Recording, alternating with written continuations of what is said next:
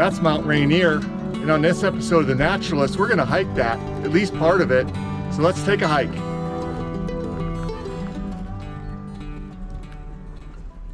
Ptarmigans.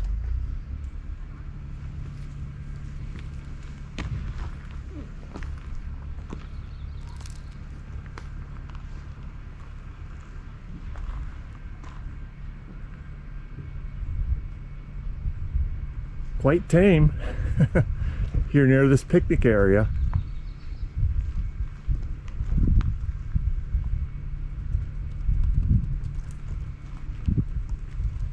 No wonder on a live or alone they catch these things like nothing.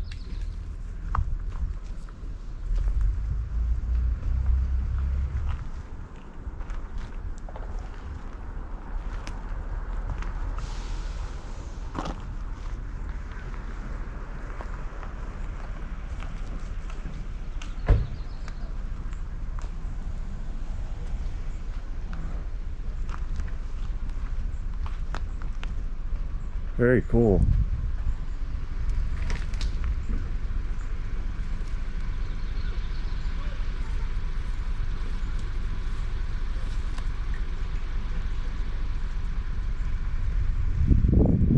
Oh, they're eating leaves.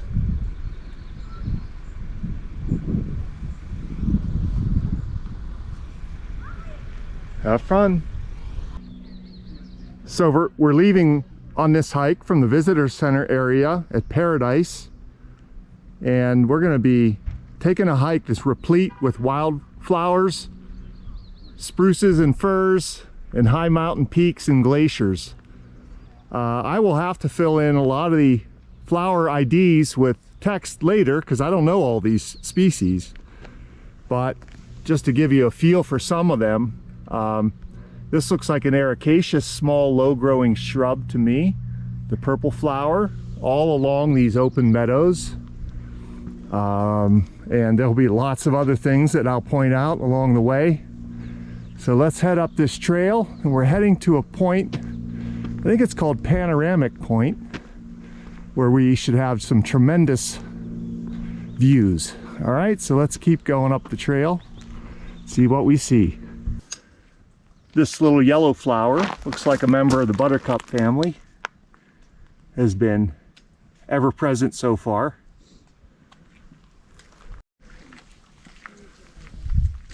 This plant is an orchid you can find strewn all throughout the Rockies. We saw this thing down as far as Colorado, even New Mexico, and it gets pretty tall, at least where it's rich and maybe lower.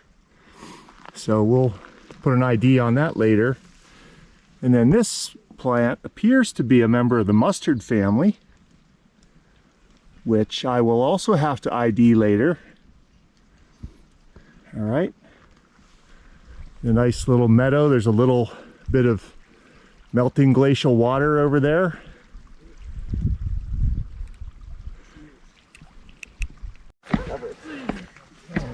And the good news is that they stop when you get high enough. You got to get high enough. Little bit of trailside wildlife.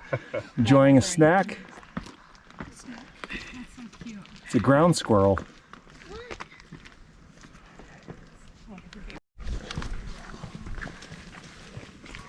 These are shooting stars. What I call them? Oh, shooting stars. I'm sorry, Dawn. He's on the video. I thought I had QR code on you.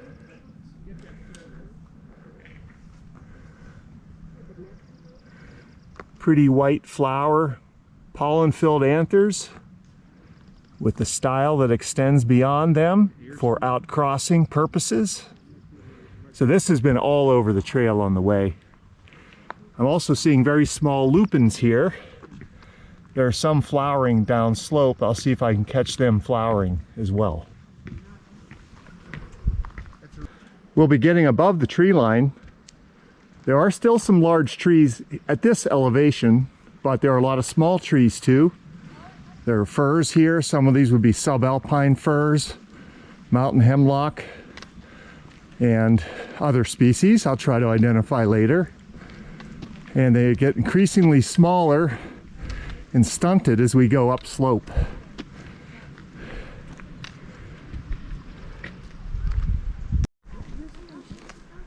This will not show on camera, but there's a group of marmots playing in the distance, about 100 yards ahead of us. We can hear them calling in the background as well with their kind of whistle scream. Pretty big. They're like the size of a groundhog. Of course, they're a groundhog relative. Fog's rolling in. We're also getting into parts where there's still a little bit of remnant snow for this year. This stuff will probably melt throughout the year, over the next month or so, but then it'll start to accumulate again pretty soon. This looks like a Dr. Seuss flower. Put an ID on that one later. It's just a really nice vista here. You can start to see it really opening up, getting above the tree line, little patches of snow and ice down there. There's a little dam at the bottom of that run, I see. And we're heading into the clouds.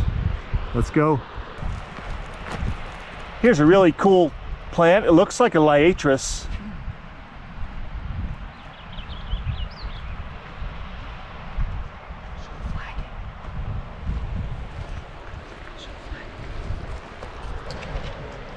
There aren't that many deciduous trees or shrubs up this high, but this is an alder species along the trail.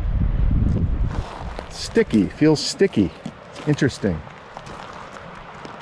And then here's the flower we showed, I think in bud below, opened here.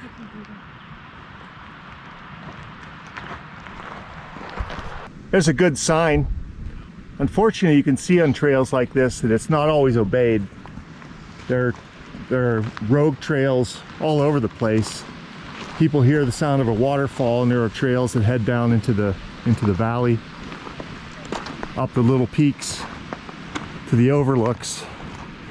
This is a heavily visited site. We got up at about 5:30, 6 o'clock to leave to get here by 7:30 or something. And there are plenty of people here, although there was plenty of parking at this time. We are warned that it'd be tough to get a spot, and it is in some lots, but there was plenty of parking. I'm sure it's full now. By now it's, yeah, probably much more full. You're not alone on this hike, unfortunately, but what can you do? What can you do? There's a lot to see here. People should see this. I see marmots out here in front of us, another 50 yards. They're doing a lot of fighting. They like box each other. It's kind of funny. I'm sure you won't be able to see that, but we're getting a front row seat with no ticket required. All right, so there's some fog coming in. We're presuming it will clear up here and there. That's what it's done so far. So let's see if it clears up somewhat when we get closer to our turnaround point. Right in the center of our view, about 50 feet in front of me, is a marmot. This might be about as close as I'm going to be able to get to it. And really, these things are very groundhog-like. They're in the same genus, I think, as our eastern groundhogs. But this one's foraging. The two in the back are fighting, play fighting. They make a really interesting whistle scream, which we're not hearing right now, but we could hear down below.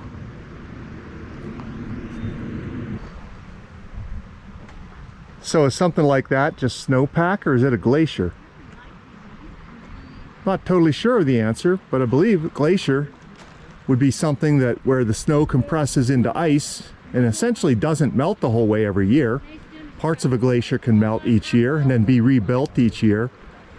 So that's a pretty thick chunk. I don't know if that will completely melt. So that one might count as a glacier. And we're seeing more and more of this as we go up. And of course, we know that glaciers are retreating around the world by the loss, you know, with those little things melting more quickly than they used to. As we go up slope, these firs and hemlocks get increasingly contorted and twisted and flagged. So here's a nice flagged tree. See most of the foliage extending to the left there. This one is not so much because of wind, which I've talked about in the past, but probably snow that impacts it from the slope side here. just battering this tree. And so the branches on this side of the tree simply don't grow. Some of them possibly could have been pruned along the trail here, but it's just incredible, the twisting, turning, just through wind and weather and ice and snow. How about it, Kendra? How about it?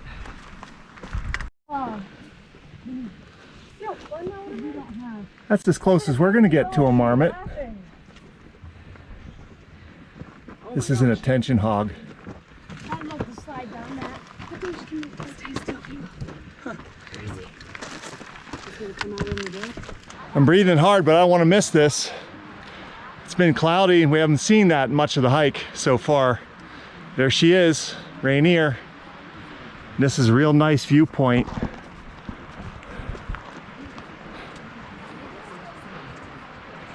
Hopefully it gets clearer yet.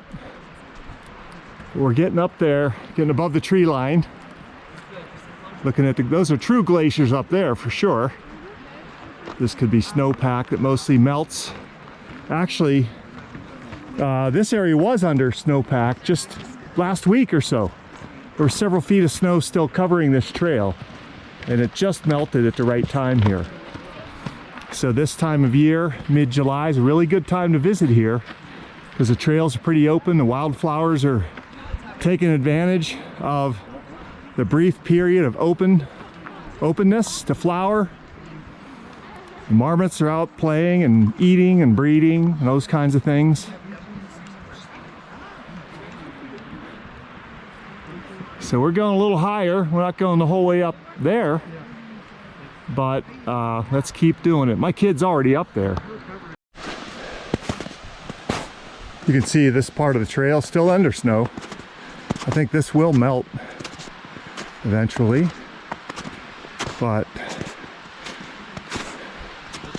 this spot is covered. Got to act quickly around here. The shroud of fog and clouds is yielding for a little bit. We're only about halfway to the elevation of Mount Rainier. It's about 6,700 feet or so where I stand. That's over 14,000 feet. But we got a pretty good view right at the moment.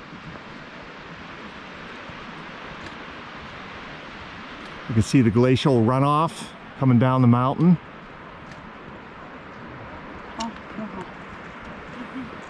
Very cool. It's getting steep in this spot, steep and rocky. We're gonna go up to our panorama point here shortly.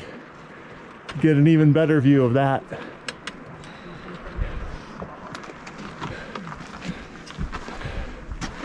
Get a little harder to breathe. No trees. And but it's worth it, every bit of it. Beautiful little rock gardens all along the way here. This is something called Indian paintbrush.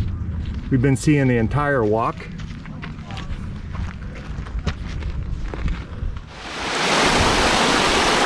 Glacial meltwater stream up here.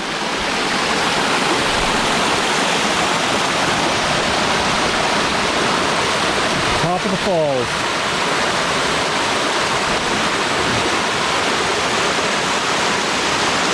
And Rainier's getting obscured again.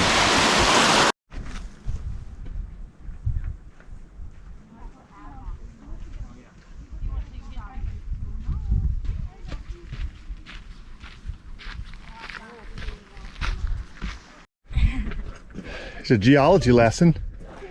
Volcanic rocks, these are pretty young in terms of rocks. You can see on their side, these strata for some reason. Why is that? But we're up in the steep area now, almost to our turnaround point. Right around this time where you start to question your choices. But it's all downhill from here. And it's not too that long if you go head over hills. What's your opinion of the trail right now? Piece of cake. Better be some good cake. It is good cake. There's a marmot. What's it doing up here? It is interesting because some of the People who hike this say it's easy, and some people say it's strenuous on the trail.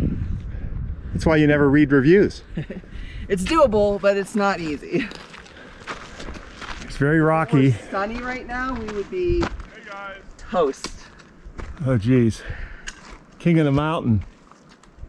Is that a turnaround, a loop point? We go down from there? Nope, keep going up. Damn you. Here's some interesting geology. He's the guy who says it's easy then. You can see these layers, these strata, and they're on their side for some reason. It's because all these mountains are volcanic, of volcanic origin. In fact, they're still moving in this area. There's been a lot of seismic activity in the last week or so. 350 volcanoes. 350 minor earthquakes here and also all along the Pacific Ring of Fire. I'm out of breath. We're over 7,000 feet for sure now. But it's just beautiful. Fog's rolled back in, or the clouds have rolled back in. But we're almost to our turning point of the loop we're taking. It'll be downhill most of the rest of the way. So, see you soon. I would not. I wouldn't. Probably out of our view, but in the center of our screen is a mountain goat. Picking his way through the rocks. All right, let's do a picture. Picture, boys, right here. Come on. Picture. No. All right, you can tie it here and so I can do a You also stood on top of that boulder over there. All right, Ethan. Now, please.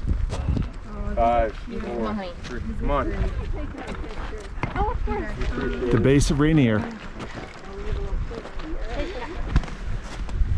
Not sure how well this will show, but on top of the snow here, there's a real reddish hue. And you know, this snow has accumulated particulate matter, dust throughout the whole year in the snowpack.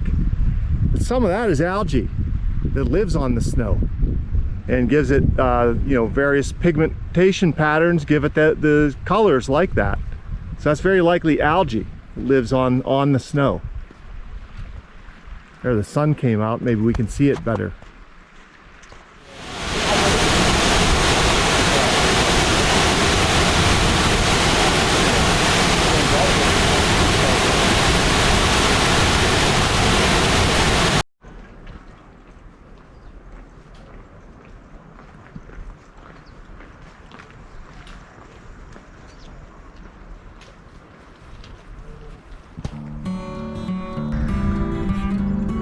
Looking up at Rainier at a mere 6,500 feet at its top is the Tatoosh Range.